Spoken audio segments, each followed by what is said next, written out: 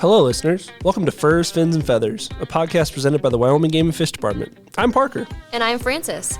In each episode, we will discuss a Wyoming wildlife species and the features that make it so incredible.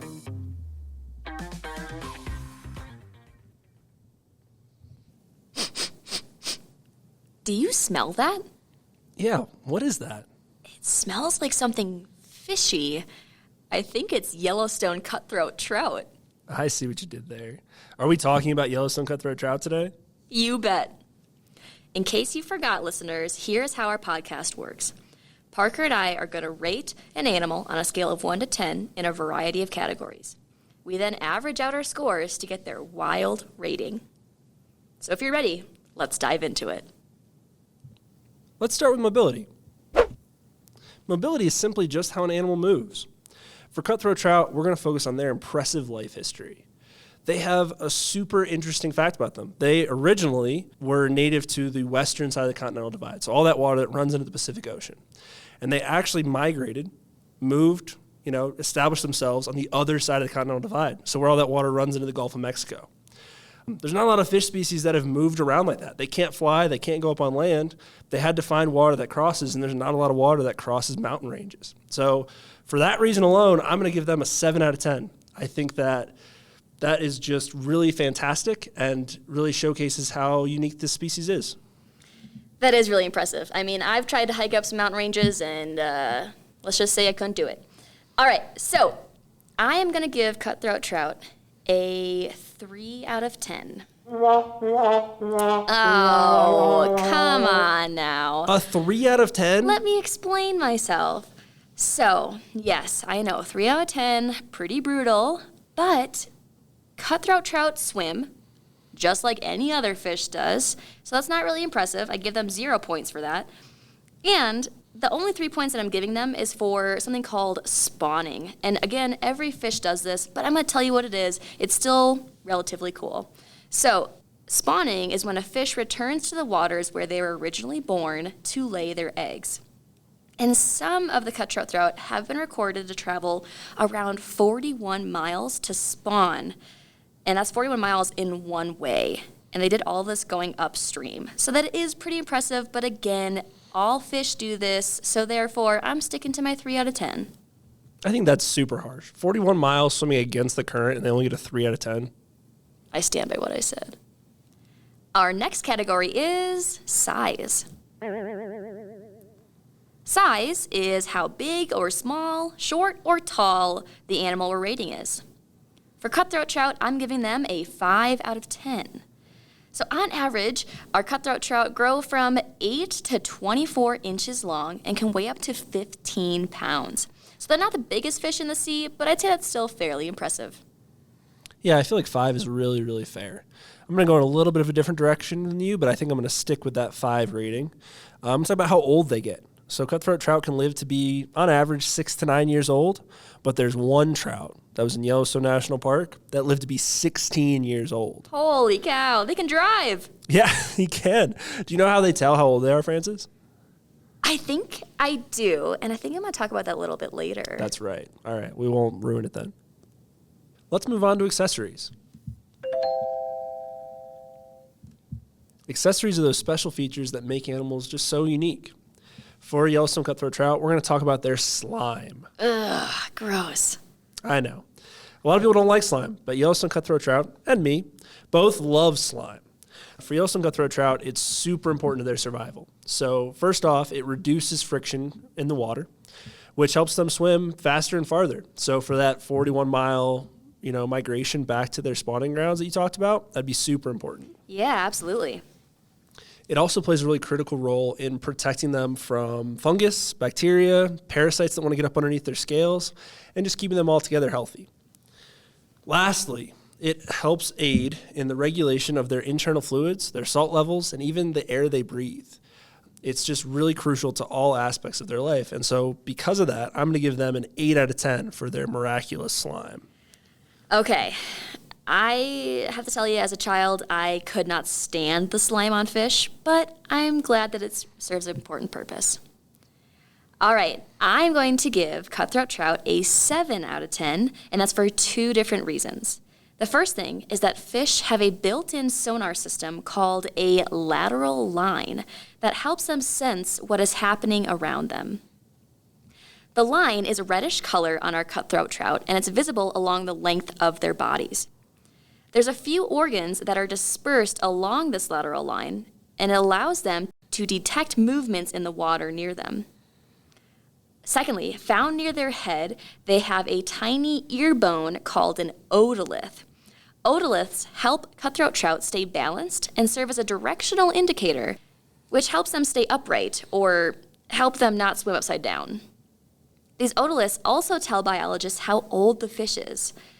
So it's like a tree's rings, where the ear bones also have rings, and so every ring is equal to 1 year old. So therefore, if an otolith has 5 different rings on it, that means the fish was 5 years old. So that's how they knew how old that 16-year-old trout was. Exactly, it had 16 rings. That's incredible. It must have been one big otolith. Let's talk about style. Style is essentially how attractive the animal is, or if they have any special colorations of any sort.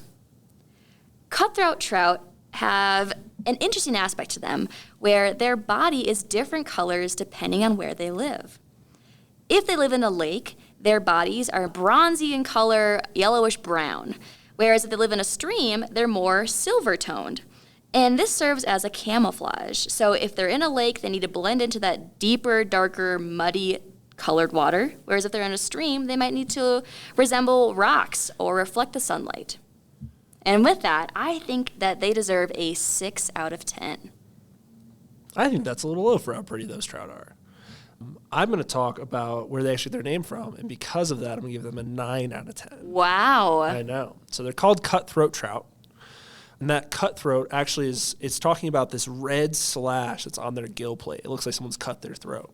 It is absolutely gorgeous. And then from that slash, you move down their body towards their tail, and they have these nice big black spots on that bronzy body that get concentrated the closer you get to the tail.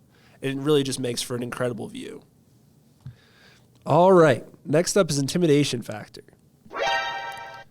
Intimidation factor is how intimidating is that animal to other animals or to people. For cutthroat trout, it's actually kind of a sad story. I'm going to talk a little bit about the history of their species. They're limited to only 40% of their historic range, and they're facing many factors that are contributing to their decline.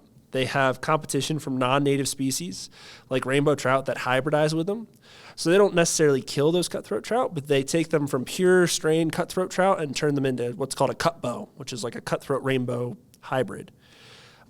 They also have competition for food from those rainbows, from brown trout, and from other fish species that have been introduced in their range.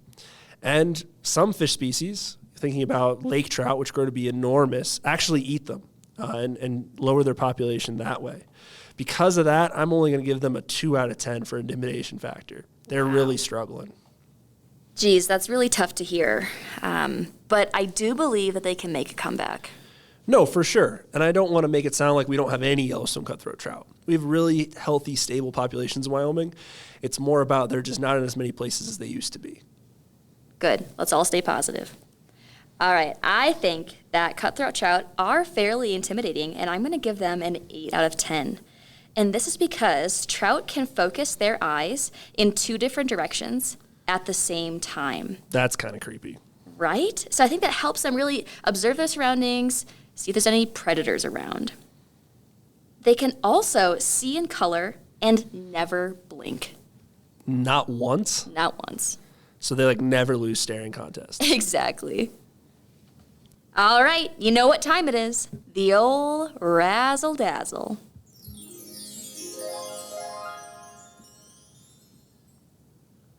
This category is where we talk about characteristics that don't fit in any other category, but we feel really need to be shared.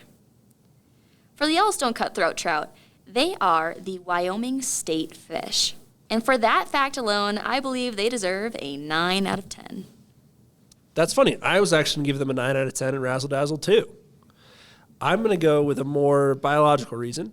Yellowstone cutthroat trout are a keystone species. And that just means that they're a species that other species rely on in their habitat. Maybe that's for food. Maybe that's some kind of habitat manipulation that they make. but they're really crucial in their environment. All right, finally, the moment you've all been waiting for. The wild rating, which is the average of all of our scores given to the cutthroat trout. Drum roll, please.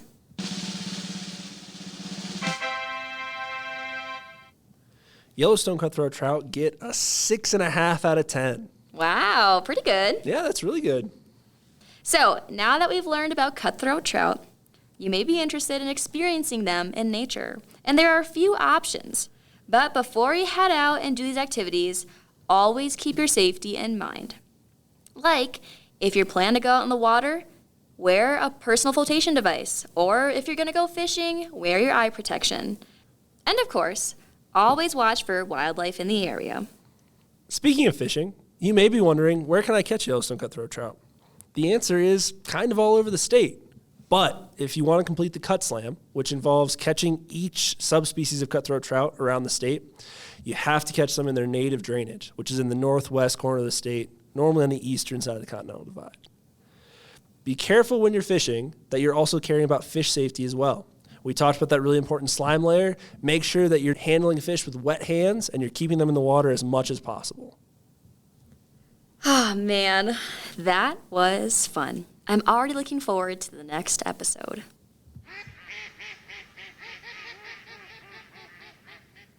Are you?